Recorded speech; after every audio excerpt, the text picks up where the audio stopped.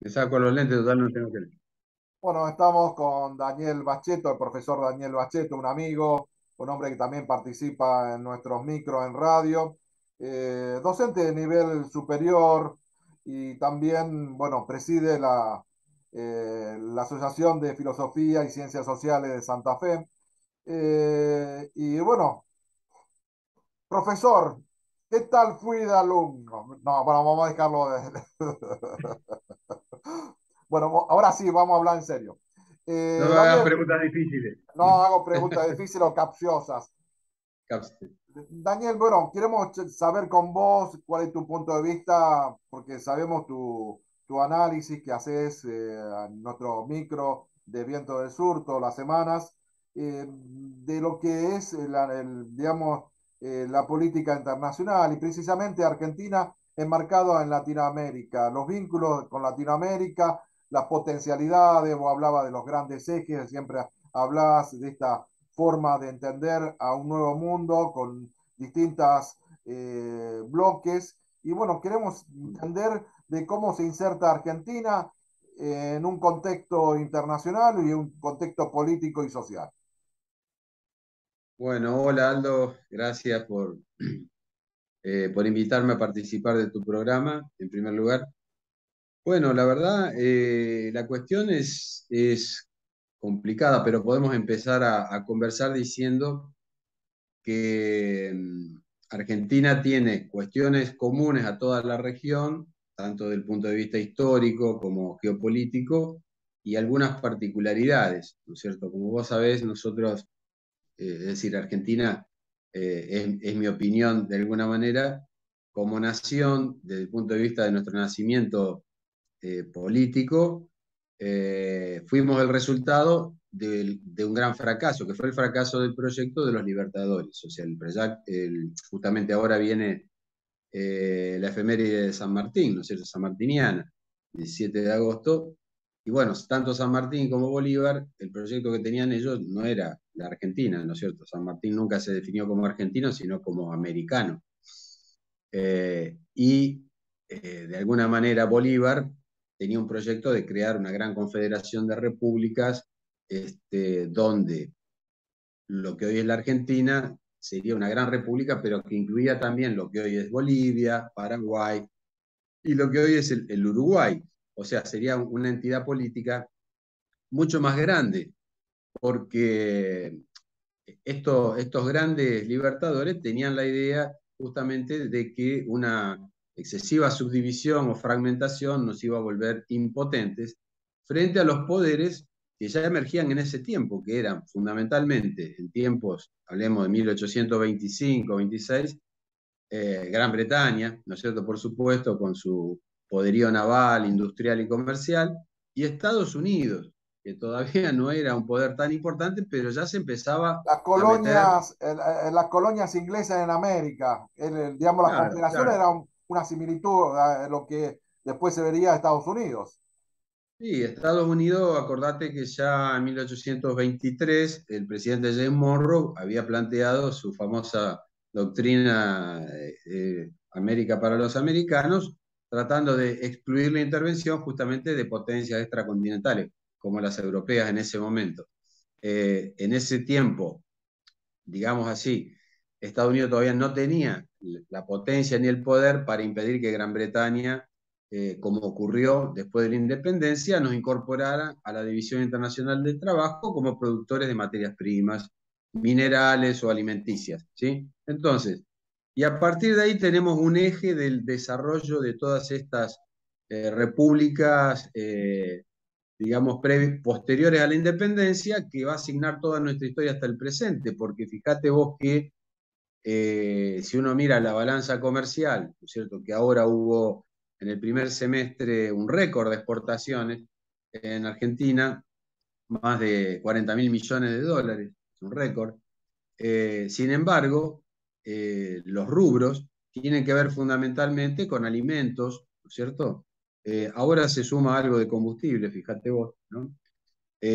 También estamos exportando, fundamentalmente a Chile, y alguna otra cosa, pero quiero decir que no cambió mucho desde el punto de vista estructural, qué es aquello que nosotros podemos venderle al mundo. Y esto es un problema, ¿no? Bastante muy serio, porque, como sabes, cíclicamente nos genera un problema de un cuello de botella en torno a la posibilidad de disponer de divisas para abastecer toda la demanda que hay. Y estamos en este momento en una situación de esa.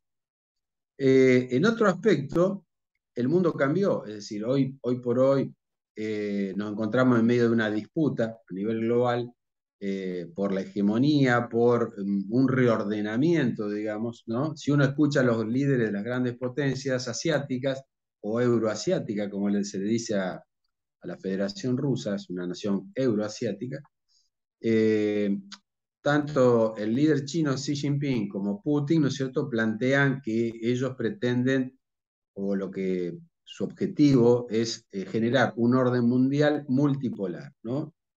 Claramente están diciendo que el orden, digamos, mundial que se generó a partir de la caída de la Unión Soviética y que era unipolar, el unipolarismo, o sea, con Estados Unidos como única superpotencia global y todos los demás, digamos, de alguna manera sometidos a ese liderazgo, llamémosle, de Estados Unidos, terminó, definitivamente. Y bueno, esa es la disputa, ese es el horizonte global donde Argentina tiene que definir sus relaciones. Pero, como sabemos, hay una historia también bastante larga, pero la parte más importante es reciente, de procesos de integración regional que de alguna manera abren algunas posibilidades interesantes, ¿no? Digamos así, eh, Juan Domingo Perón visualizó que Argentina tenía que generar una integración con los países vecinos porque sola no podía, ¿no es cierto? Y eso él lo llamó el ABC, Argentina, Brasil, Chile, en los años 50, pero no lo pudo concretar, ¿sí? Tuvo la visión política y la decisión política, pero no lo pudo concretar. Finalmente terminó siendo derribado del gobierno y lo mismo su gran aliado, que era Getúlio Vargas en Brasil, ¿no es cierto? Que se terminó suicidando.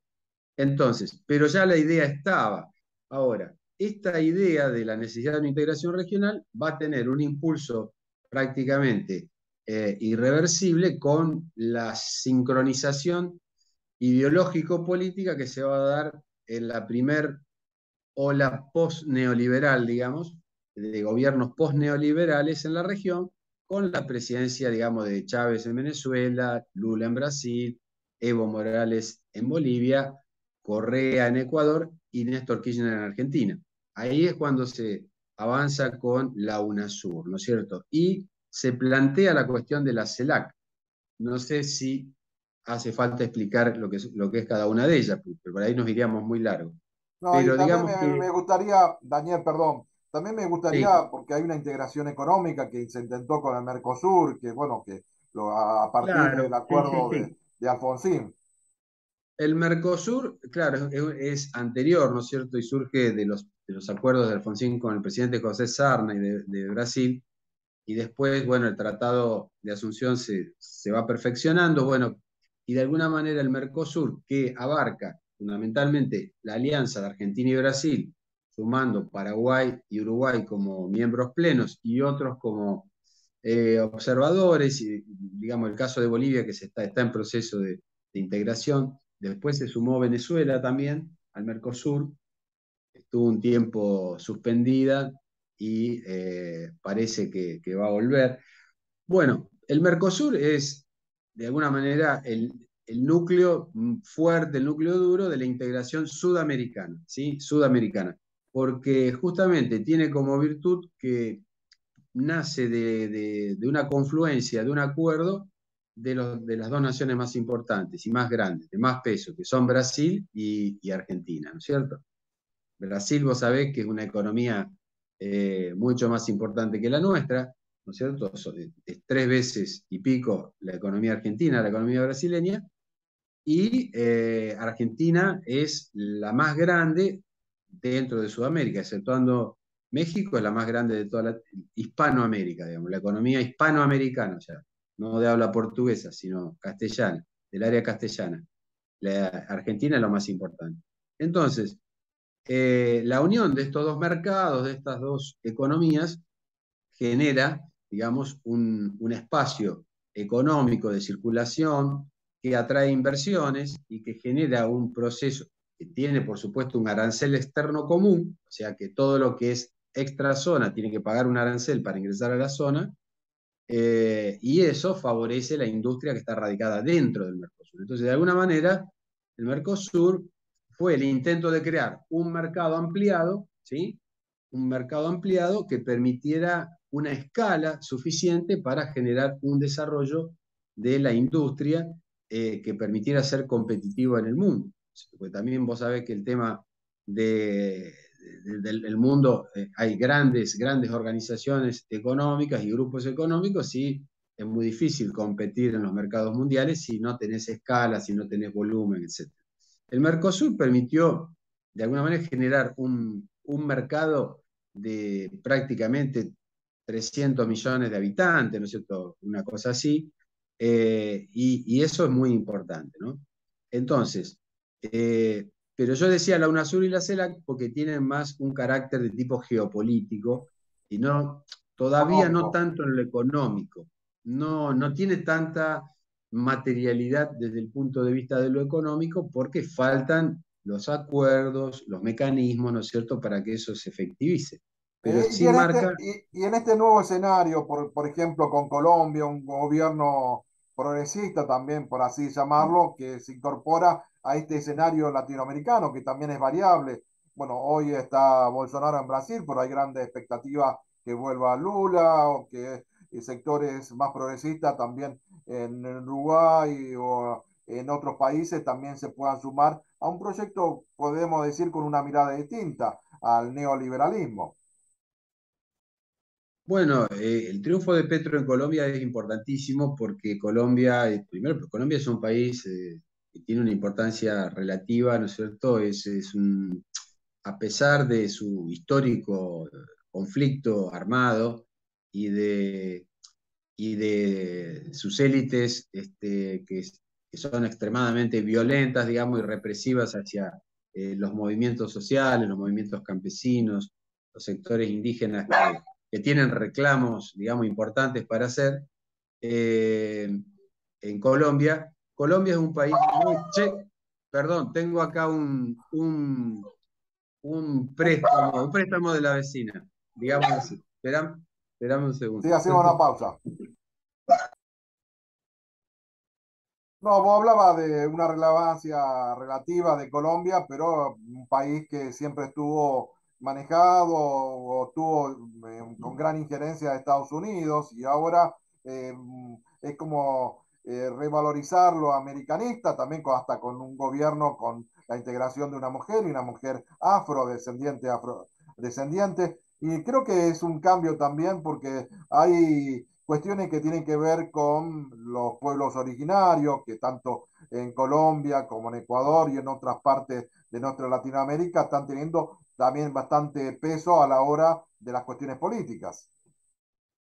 Sí, sí, vos estás diciendo muy bien. O sea, Colombia es un cambio muy grande lo que está ocurriendo. Realmente no deja de sorprender Gustavo Petro, el presidente electo, porque realmente, a pesar de lo difícil del contexto político y, como te digo, de las características de la élite conservadora colombiana, que es una aliada histórica de Estados Unidos, se mantiene muy firme en el cumplimiento de sus promesas de campaña, de su programa, que incluía fundamentalmente luchar contra la desigualdad, que es muy grande, por ejemplo, y como vos dijiste, en Colombia hay sectores campesinos e indígenas muy importantes, también afrodescendientes, sobre todo en la costa del Pacífico.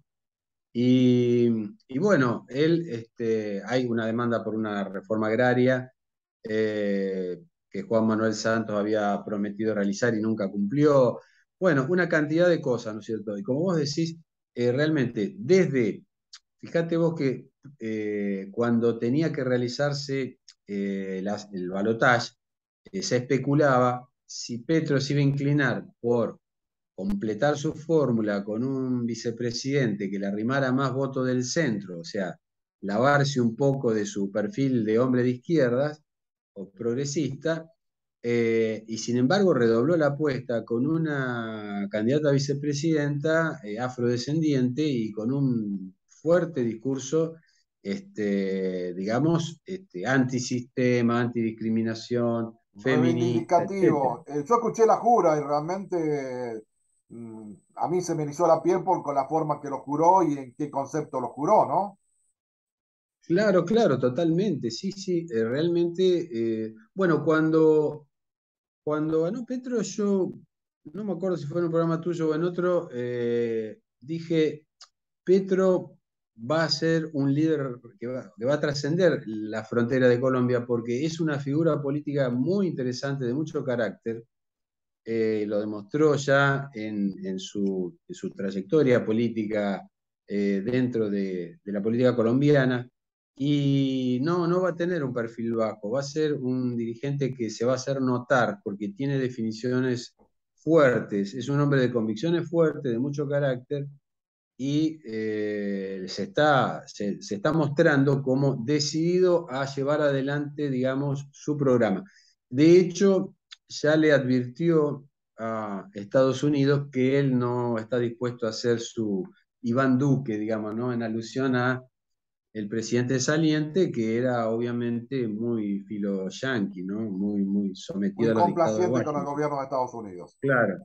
Daniel, es un pantallazo que queríamos mostrar, conocer principalmente de los vínculos, las relaciones de Argentina con los países latinoamericanos, las potencialidades. Creo que en distintos escenarios políticos y económicos puede ser que constituirse un eje, un bloque nuevo, creo que de eso se trata, y la inteligencia que tienen que tener los gobernantes a la hora de fijar la posibilidad de esto, ¿no? Una alternativa a un mundo cambiante y a un mundo donde se confluyen principalmente los intereses. Y creo que hay Sí, intereses comunes en Latinoamérica que nos tienen que unir en vez de desunir como pretendía muchas veces las burguesías locales, ¿no?